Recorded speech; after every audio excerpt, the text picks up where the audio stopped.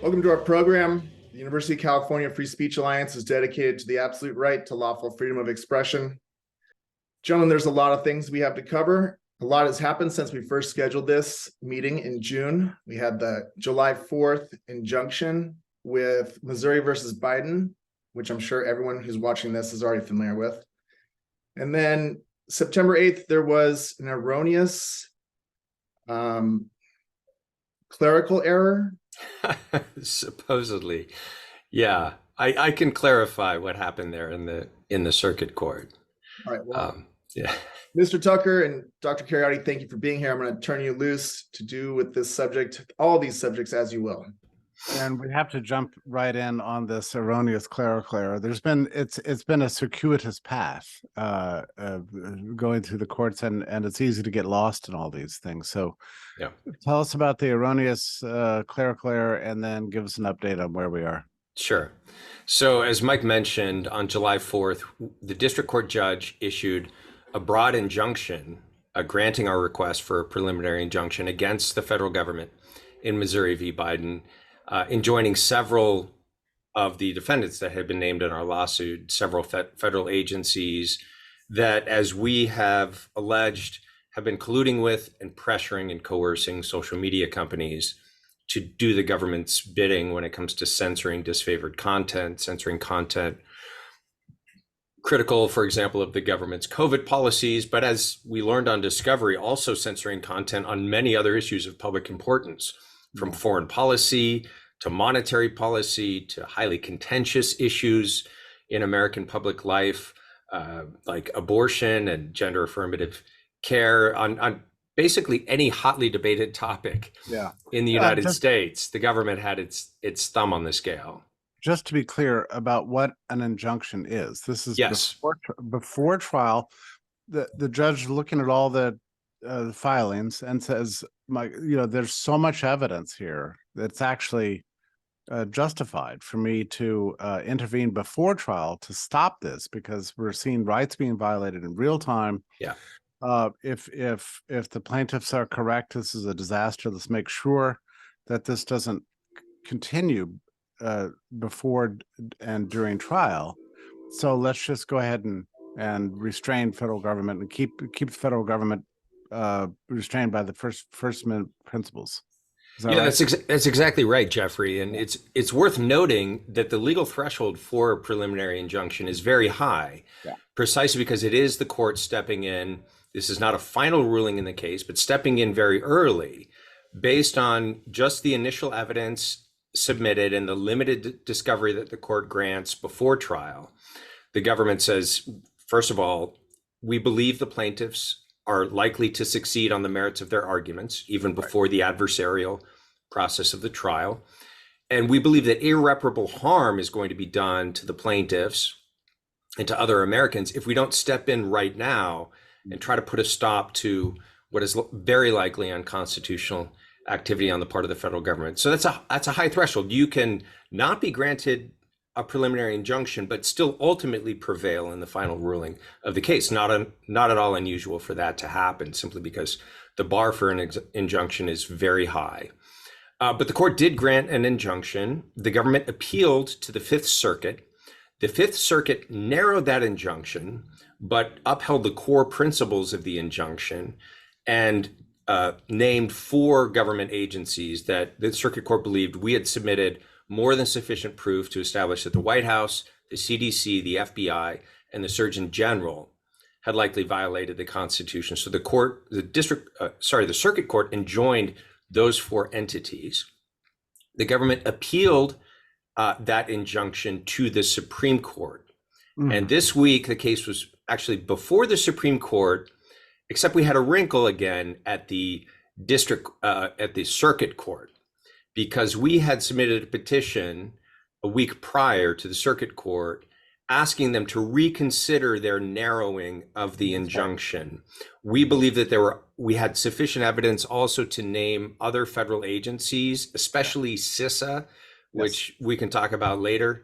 Jeffrey, the Cybersecurity Infrastructure Security Agency, which in our estimation is sort of the central clearinghouse for government censorship. They're kind of central switchboarding operation, if you will, for all the other federal agencies involved in censorship to funnel requests or to funnel pressure to the social media companies. And so we asked the circuit court, thank you for the injunction, but can we have oral arguments and some additional written arguments to make our case that the injunction should not have been narrowed? And on Wednesday of last week, the circuit court granted that request for kind of a rehearing on widening the injunction again. And then I think they realized the next day, oh wait, we have to give the government time to respond.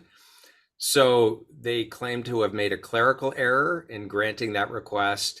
And they said, okay, well, the government needs time to respond. So that day, the government submitted their response as to why we shouldn't have a rehearing.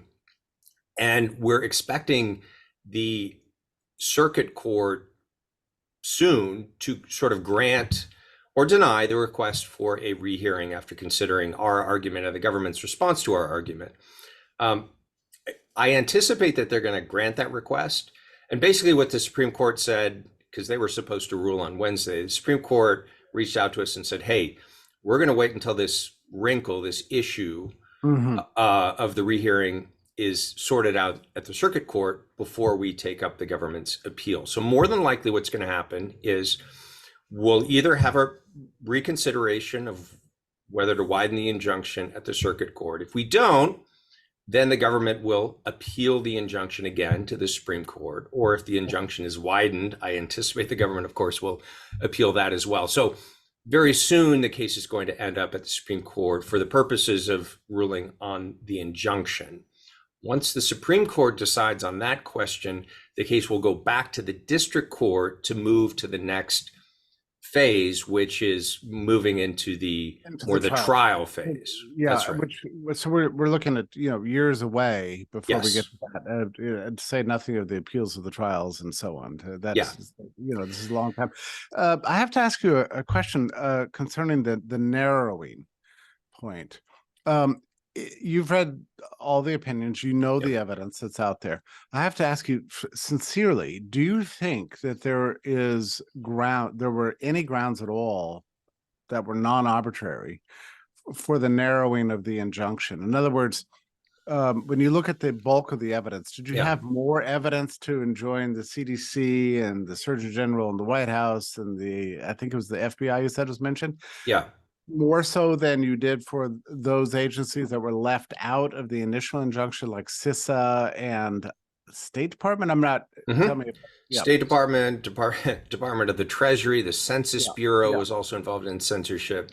I mean, do you think that there was SH? Could you make an argument? It's a good question. I think the evidence against the four entities that were enjoined is easier to wrap your head around. Yeah. Than the evidence against CISA and the other agencies. And here's why. It's easy for a judge to see that there's coercion happening when you have emails between Rob Flaherty, the White House chief of digital communications, emailing a senior executive at Facebook and berating this person and literally dropping F-bombs and throwing tirades and indicating that the president is very, very unhappy with you because you're not complying with these requests.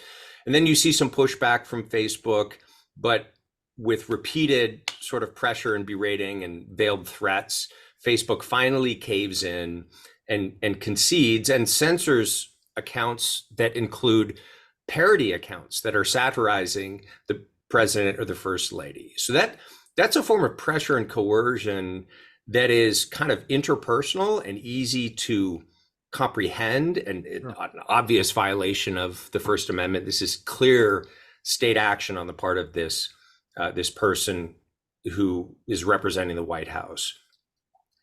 But that's only, I would argue, 1% of 1% of the censorship that we are seeing now.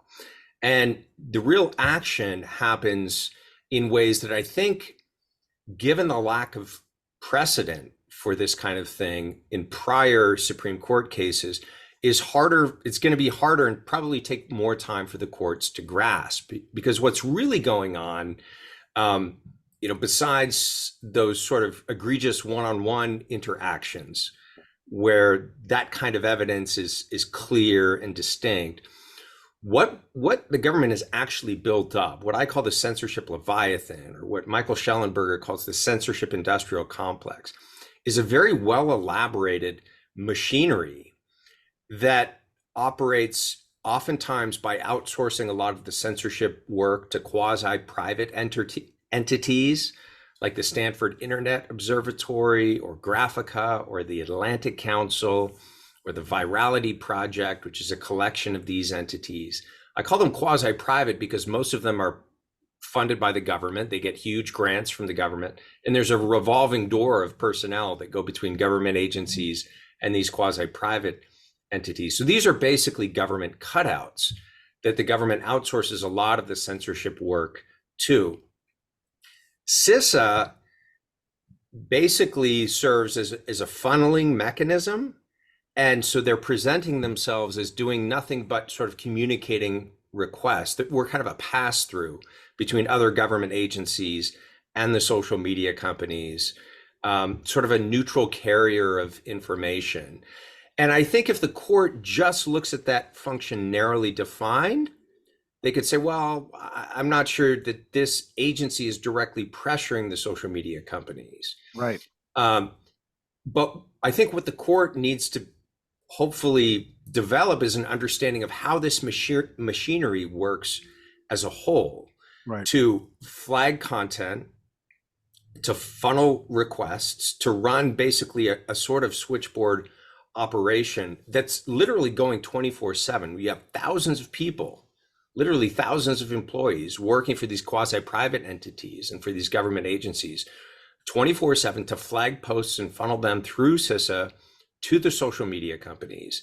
And unless you kind of understand the context of the big stick of the government behind all of these requests, quote unquote, it's not necessarily obvious if you take one component or another, or what one agency or another in isolation, that agency is exerting the pressure. So unless you see the Leviathan, unless you see the machinery operating as a whole, I think it's just harder to grasp. So in our re-argumentation, which hopefully we'll get at the Fifth Circuit, we'll be able to make this case and hopefully paint a clearer picture of how the government censorship machine is functioning as kind of one big entity, this giant blob, and each of the parts has their own sort of role in this process. And some of it is a result of the exigencies of discovery, right? So you've that's true as well. Yeah. The political appointee at the White House is, hey, screw you guys, you're messing up. You shouldn't let this post go anywhere. That's terrible. And so they're less sophisticated actors in some ways. Right? That's right. They're blunt, and they're putting English sentences that other people can realize, like, take down this post. But the people at CISA or at the Virality Project or some of the other higher level, more professionalized institutions, there's more winking and nudging going on. Exactly. Yeah. And so the discovery doesn't come up with fireworks. I mean, it's a little like, we all followed the Fauci emails, right? We know how Fauci writes every email as if it's subject to discovery, Yeah, no, these people are slick and they're subtle. Yeah. And the courts have made it clear, by the way, that threats of coercion don't have to be explicit for them to be operating in the background with these sorts of things.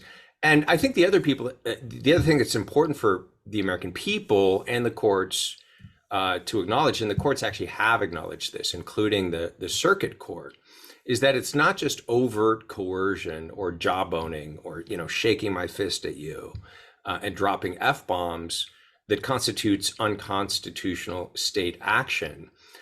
It's also basically any form of what the court calls significant encouragement.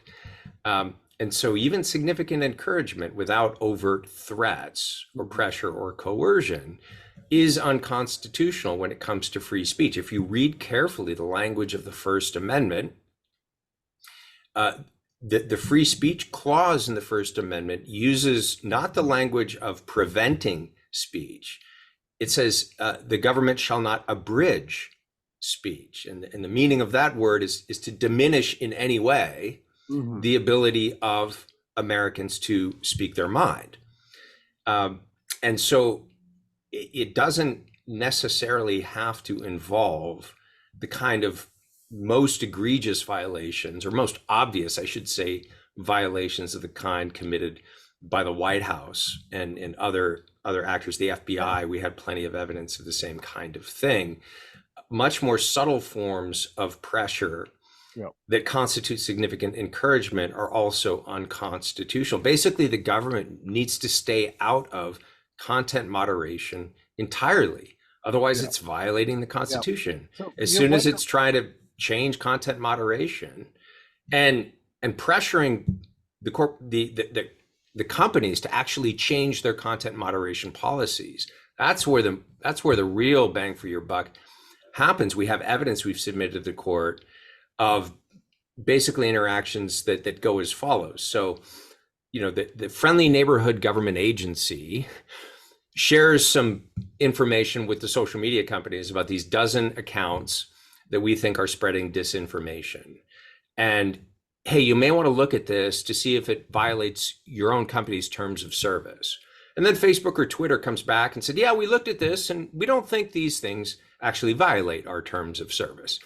And then the government comes back and says, well, you may want to strongly consider changing your terms of service. Nice social media company you have there. It'd be a shame if anything happened to it. You might want to think about changing your terms of service such that these posts would violate your terms of service. And then with back and forth and with pressure and with coercion, the company caves and actually changes their policy. Yeah. And this is how you end up with hundreds of thousands of accounts of ordinary Americans being censored literally tens of millions of times with these kinds of operations. So it looks like the social media companies are operating independently. They have their own terms of service, but little do people realize that those are being modified and those are evolving according to the government standards of trying to coerce speech and trying to control the flow of information online. What's remarkable about this is your description of a full industry with many layers and levels, and an established raison d'etre, and that everybody in it is aware of. The job of these many thousands of people is to keep content offline that contradicts the current political priorities. I mean, that's sort of, and they don't have to say this every day in every post and every email. That's the reason they exist. That's right. And it's what's startling about this case really is that it sort of unearthed this thing that's actually quite mature and has been around for a very long time, but it's never really gotten attention. I'm not sure how long it's been around. I guess we could argue about that, but it's long enough to be what you describe as a real industry. It is an authentic, big industry with its own internal social codes, ways of communication, networks of connection and relationships, and people moving from job to job, from here to there, and they all understand, and without ever having really questioned, wait, are we the baddies, right? Exactly. Never actually asked that question. They're just doing their jobs. That's exactly right. And so when we say censorship industrial complex, that middle term, the industry, should be taken quite literally. It also has its own training programs and full-time career opportunities. So you go to a place like Stanford or the University of Washington or Harvard, or there's several universities that have set up these quasi-private government cutout. Some people have called them gongos, government-controlled NGOs. Stanford Internet Observatory, University of Washington has their own outfit. And you can go and get trained in, fighting disinformation, and then you can get a full-time public or quasi-private job in one of these entities doing this sort of work. And you're right, there's an internal culture where everyone knows what they're doing and everyone knows the kinds of narratives that need to be stopped, and they even Quite mature. invent new terms so that, you know, the term malinformation Right. is true information that contradicts our preferred narrative. And so they, you know, they don't even have to claim anymore that the information that they're censoring is false. And of course, now we know that much of the information that was censored was true, and it was censored precisely because it was true, and therefore it was a threat to the government's harmful policies during COVID. So yeah, it is an industry. It has its own internal norms. And I trace the history of the industry, at least in its current iteration, back to early 2017, right? So two things happened in 2016 that our ruling class and our elites, I think in both parties, this cuts across partisan divides, decided, you know, could never happen again. And that was, number one, the election of Donald Trump, and number two, the Brexit vote in the UK, right? These were things that were not supposed to happen. And democracy is all fine and well, but we have to protect democracy against populist movements. We have to protect democracy from the demos, from the people, which has its own irony, right? This rabble that doesn't know what's good for them can't be allowed to do this sort of thing. And the way to make sure that they don't is to control the flow of information where most people get their news, which is online and especially from social media companies. So that involves— That's a very important point too, because, you know, you have to think back at the history of communication and where people got their information. You know, first we started with the telegraph, not a great threat. Radio came along. With it came the Federal Radio Commission. Once that became TV, it became the Federal Communications Commission. And with that became a lot of federal controls, right? You fast forward all these years, now we've got the internet, not a problem. It's just universities, no big deal. Email, all right, fine, you can email each other, but social media blew it all open. Yeah, that's right. And social media began to invade the space of, you know, mainstream news, and there was a narrative collapse. And then pressing issues. Look what happens when we no longer control the public mind. We get Donald Trump, we get Brexit. Exactly. So something has to, we've got to put this genie back in the bottle. Yeah. People may recall that Facebook was blamed for the election of Donald Trump, and Mark Zuckerberg got a real drubbing. I think he's still trying to do penance for his sins by trying to cooperate with the censorship industrial complex. Although I will say, one of the things that surprised us, Jeffrey, on discovery is that we thought that ideologically, the social media companies would by and large be aligned with the government interests. And it may be hard to establish overt coercion because it would look very cooperative. But as it turns out, there's many, many instances where it was clear the social media companies at the highest level of executive leadership wanted the government off their back and tried to decline or deny or resist government interventions initially. And it really took a lot of wearing down before they finally caved in. So it's clear also that it wasn't in their own interests to do this. They didn't do it cooperatively. They did it under significant pressure, coercive pressure, and significant encouragement, as the courts found. And so, you know, this is a very serious problem for civil society. The social media companies sort of want it both ways. They want to be treated like a common carrier for purposes of protecting them from liability. You know, they don't want to be responsible for libel or slander or other things that most publishers are responsible for if they print information that has not been fact-checked. And at the same time, they want to consider themselves to have editorial control over content, right? So they sort of want to have it both ways. And Section 230 of federal law of the Communications Act does allow them to have it both ways, right? Does shield them from all liability, but also gives them editorial control to censor and to kick people off their platforms. I think we now know that Section 230 liability, which the government at many points threatened to take away, if the social media companies didn't comply with censorship requests, and that would have caused the companies to basically collapse, right? They threatened to take that away, but that's also a useful fulcrum now we want to permit the social media companies to censor because oftentimes their censorship is going to be aligned with our interests. And when it's not, we can pressure them and make sure that it is aligned with our interests, giving enormous government control over these things that, in my mind, should be considered common carriers at this point. Fine, we can shield them from liability, but then basically they need to be open to all constitutionally protected speech. Sure, and you have to go back to the founded ethos of all these companies, whether it's YouTube or Twitter or LinkedIn or Facebook. The idea was to empower the consumer, that's right. to give voice to average people for the first time, to be able to reach and have influence over the public mind. And this was considered the great miracle of social media, giving you, I mean, there's a reason it's called YouTube, right? This is TV for you. That was the idea. And everybody was into it, including Zuckerberg, and the rest of them. And that was the ethos of the early 2000s, 20 years ago. And that carried forward for a very long time, and it worked, until it worked too well, and that's when you get the ruling class building this machinery after 2016, 2017.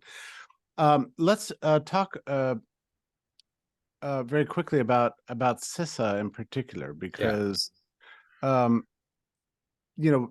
editorialized about this, because we're very interested in having that injunction added to the list. It was founded in 2018.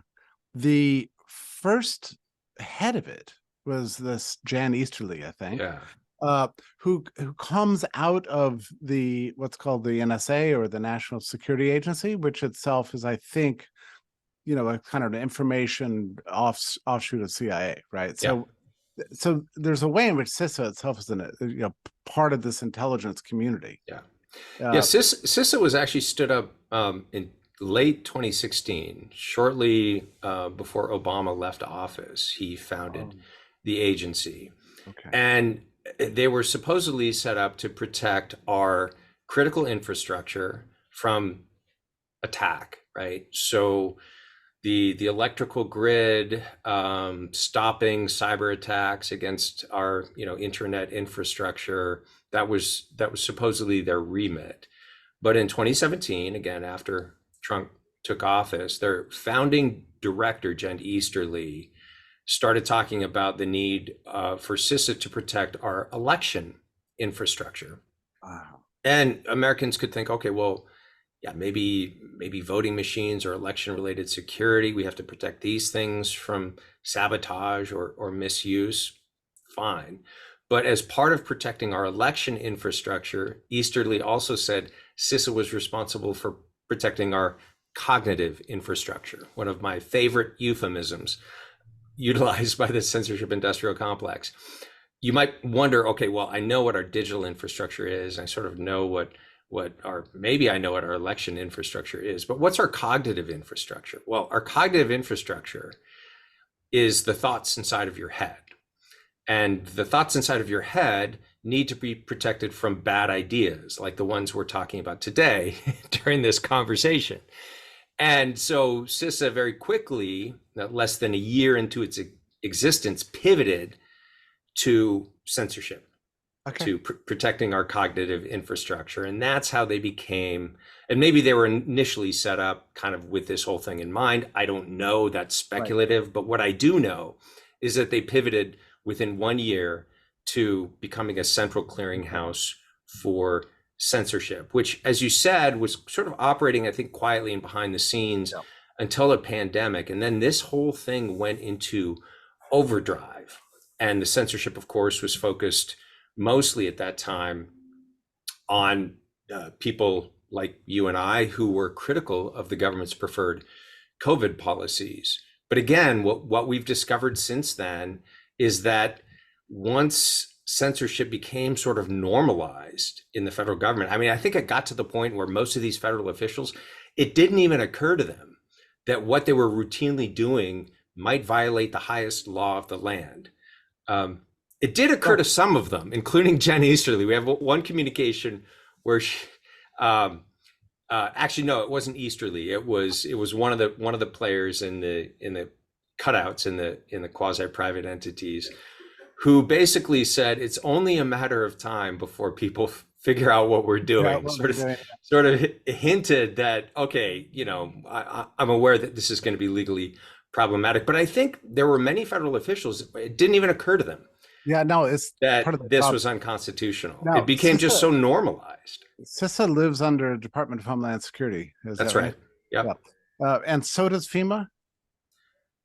That is a good question. No, I don't know if FEMA is part of DHS. Okay. All right, let's just roll back. And people need to understand that, yes, free speech is foundational principle of the free society, but there are implications that come with interrupting free speech, and it's about the control of people. It's not just people's speech, but the control of people. And just so that people understand how important CISA is in all this, on March 13th, the emergency declaration was passed by March 13th, 2020, by the White House, and the Department of, or the HHS declared the emergency. They laid out a kind of org chart for who's going to be in charge. And the rulemaking body in that case was the National Security Council. About 5 days later, the National Security Council passed it over to the Department of Homeland Security, which I guess outsourced some of it to CISA, because on March 18th, so we're talking about, basically very early on. 5 days later, March 18th, 2020, CISA is the agency that sent out the PDFs that were clearly demarcating all employees in every industry in America as being essential or unessential. That was CISA. So it's an agency that's not just, controlling Facebook.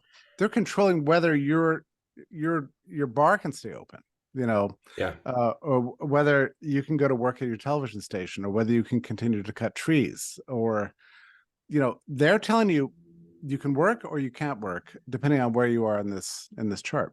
Now, I was talking to a gentleman from Australia who said, but that's really strange that CISA would be the ones laying that out. Why wouldn't the Department of Labor, which is a very good question. It's a naive question, but a very good one. Yeah. Right? Yeah, so that's right. This is the incredible power of these strange agencies about whom very few Americans have even heard. Yeah, I like to ask people how many federal agencies there are, in the Federal Register, and most people are surprised to learn that there are 434. Yeah. The above average, well-informed American can maybe name a dozen, right? We've named half a dozen at least already as part of this conversation, and people could probably come up with a few more, the CIA, the CDC, the NIH, whatever. But 434, most of these are agencies nobody's ever heard of, including CISA, which nobody had ever heard of prior to the Missouri v. Biden case. Yeah. And I want to point out one other thing about this case. So I'm one of 5 private plaintiffs, but we have petitioned the court to convert this into a class action lawsuit. Yeah. And that will mean that as a private plaintiff, I'm representing not only myself, who was censored, but any American who was censored, because most Americans don't realize that they have been censored online. Most of the censorship is not the kind of, my video is pulled down from YouTube. I was subjected to that. In fact, the first interview I did after I filed the case against the University of California was with an independent journalist named Allison Morrow. She was formerly at one of the major networks, and then took a job with the government in the state of Washington. And she just continued to do podcasting on the side. After she did her podcast interview with me, she was fired from her day job. And that video was also taken down off of YouTube for supposedly violating their terms of service. our conversation was only about the ethics of vaccine mandates. We weren't even getting into disputes about safety and efficacy of the vaccine. It was a purely philosophical conversation about the ethics of mandating vaccines for competent adults, and that was censored, and she was fired. But most Americans, it's not that explicit when you're censored. You're censored by deboosting search results, by shadow banning, by all kinds of subtle algorithmic manipulations that make it such that you can put stuff out there on social media, but nobody's ever going to see it, including the vast majority of your followers. And the novelist Walter Kern compares this kind of censorship to mixing a record. He said, it's almost as though the engineer is sitting at the sound switchboard and, the algorithms are scraping social media to find, okay, what's trending, what ideas that we don't like threaten to go viral, right, or starting to catch on. And if we see that happening, we could just turn the volume down on the cowbell, right, little less cowbell, and we can turn the volume up over here on the snare drum. We can artificially boost ideas that we find favorable that are not on their own steam gaining traction just by these kind of algorithmic tweaks, the terms of service tweaks, the knocking out, the knocking off accounts that are, the dozen most influential social media accounts that we don't like. So the Supreme Court has made it clear two things. Number one, obviously the people who are being censored, including the people who are being censored and don't realize they're being censored, are being harmed when the First Amendment free speech rights are violated.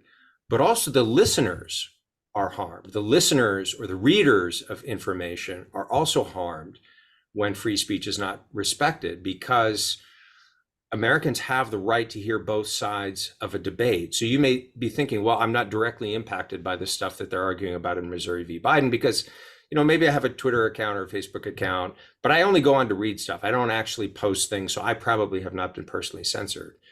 Yes, but do you realize that your feed is being artificially controlled and managed by government actors, right, to make sure that you see only what they want you to see? That is a very serious problem for an open society. That's a very serious problem for a functioning democracy. If you can control our cognitive infrastructure, you can control our behavior. You can control how we vote. You can control what we think about pandemic management because we're never exposed to contrary ideas. One of the things that troubled me early on when I saw Missouri Biden gaining some traction and getting some success in the courts, and really the momentum was clearly with it, and still is that I couldn't really discern that there was much difference in the way Facebook was behaving or LinkedIn was behaving or YouTube was behaving. It didn't seem to have any kind of effect on really existing censorship. And I was fascinated by that because I thought, well, if this case succeeds, a lot of things are going to change about social media. A lot of things are going to change about management of the public mind in this country. How come all these agencies keep doing what they're doing? Now, I think there is an answer to this, but I will say it's intriguing to me that after the first injunction was released, many of the meetings between, say, the State Department and Facebook were canceled. I mean, I think the New York Times reported this with some degree of panic. Yeah. So that's a good sign. But rolling back to your point about just how sophisticated this industry is and how entrenched it is and how they're operating according to a sociology and ritual of habit, that is not easily turned around. I mean, I think just a couple of days ago, this guy named Biden, who claims to be president of the United States, was saying that it's terrible that people can go online and find out and read things that are not true, right? He actually said this in an interview just 2 days ago.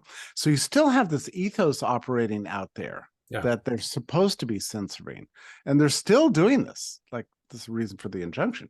It's still going on. What do you think about this theory that the reason we have not seen a great deal of evidence of the rolling back of this stuff YouTube still taking down videos, LinkedIn still Yeah. blasting away posts, is simply because it is much larger and more entrenched an industry than we even knew a year ago. I think that's exactly right. I think it's going to take more than one legal case to dismantle the censorship leviathan. Hopefully, Missouri v. Biden will open a breach in the wall, but it'll be a victory. It'll be a battle victory, an initial battle victory in what is going to prove to be a very long war to dismantle this entire complex. There was one promising development, which I think the social media companies have not entirely woken up to. And when they do wake up to it, they're going to start changing. There was a suggestion in the district court's ruling, just a subtle hint, but clearly articulated, that private entities, by willingly becoming or cooperating with or becoming the long arm of a government agency, can themselves be construed as state actors.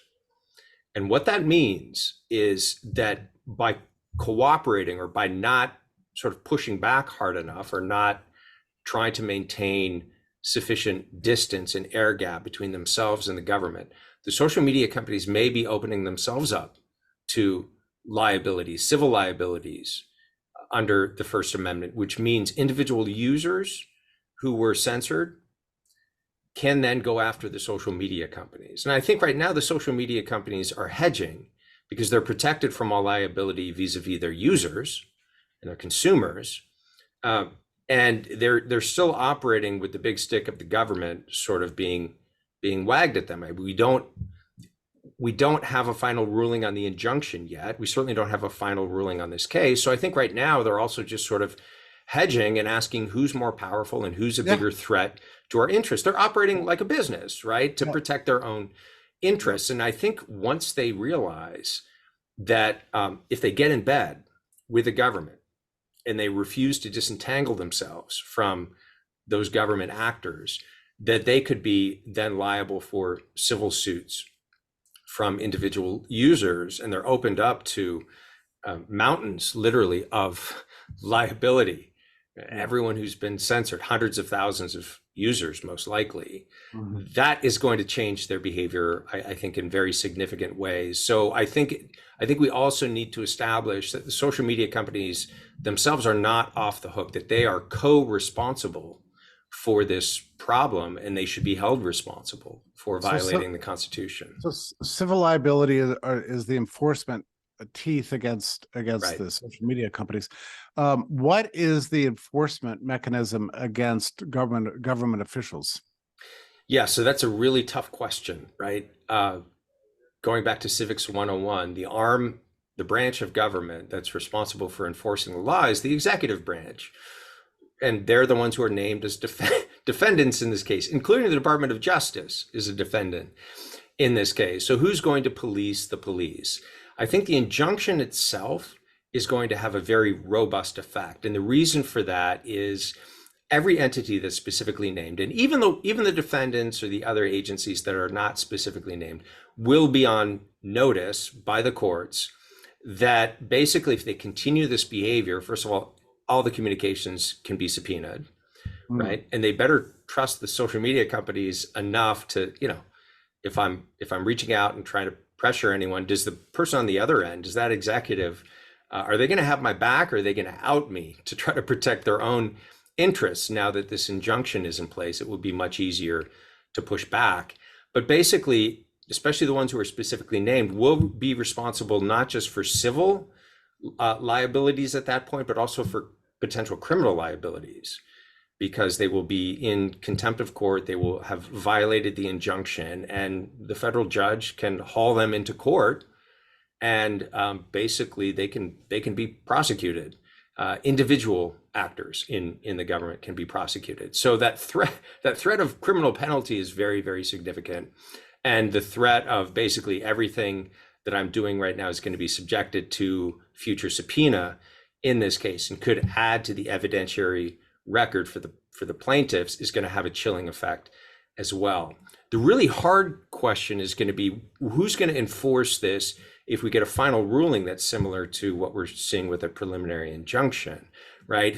Once the case is over, who's going to sort of police this? And are the courts going to try to set up some sort of independent investigative commission? Are the courts going to ask Congress to act in some way to establish oversight over this? I don't know the answer to that question. I mean, that's a really hard sort of constitutional and legal question in a case like this. What are the precedents for this sort of thing? I mean, it's a strange question to ask, because you would think that in this country, we have a specialization in setting up a system in which government is limited, right? So you'd think the answer to this would be obvious, but what actually are the precedents in existence for the Supreme Court saying these executive agencies went way too far and they have to stop doing the following thing? How has that come to be enforced? I mean, what is our legal history that we have to rely on here? I can't even think of many times when that really happens or has happened.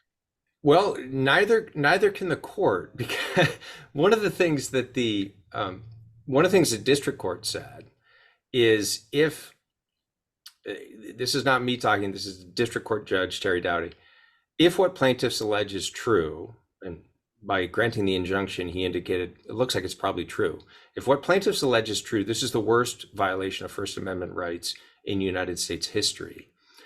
Then the circuit court was searching for sort of precedents that they could draw analogies from. And they basically said, the Supreme Court has really no precedents that we could find for the level of sort of coordinated constitutional violation that we're seeing in this case.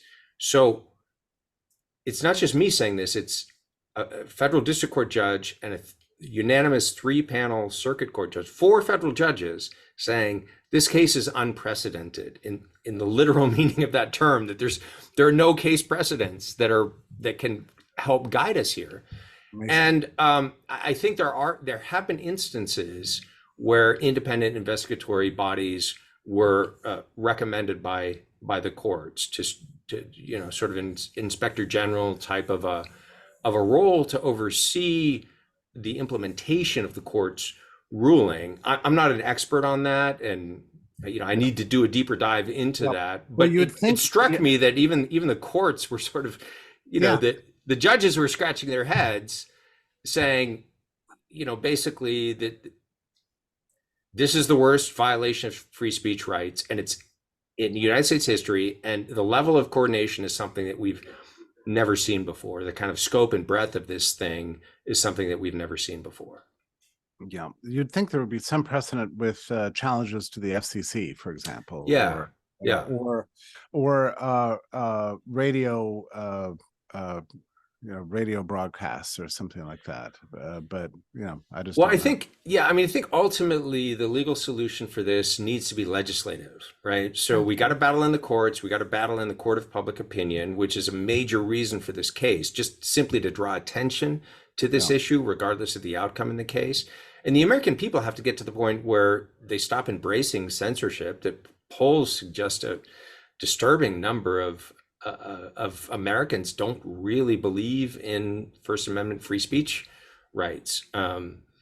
And so we need a shift of attitude. We need Americans to say, this is not the kind of regime that we want to live under. We need Americans to understand this is not a partisan issue, right? In 4 years, the shoe could be on the other foot, and you could be on the receiving end of this, depending on who's in power. This is not something that any American should want.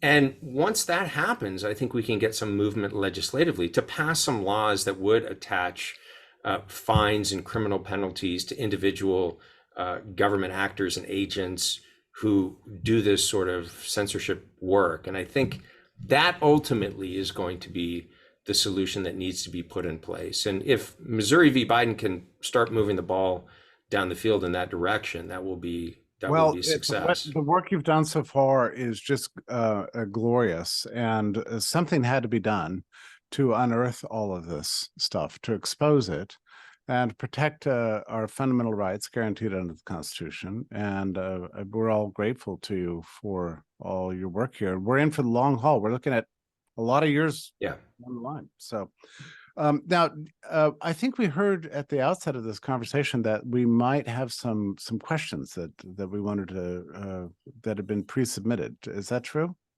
We have questions, but I think this is a good place to cut things. Okay. Yeah, that's fine. That's fine. Well, thank you so much, Aaron. Appreciate it. Thanks, Jeffrey. Yeah, enjoy the conversation. Yeah. All right. All the best.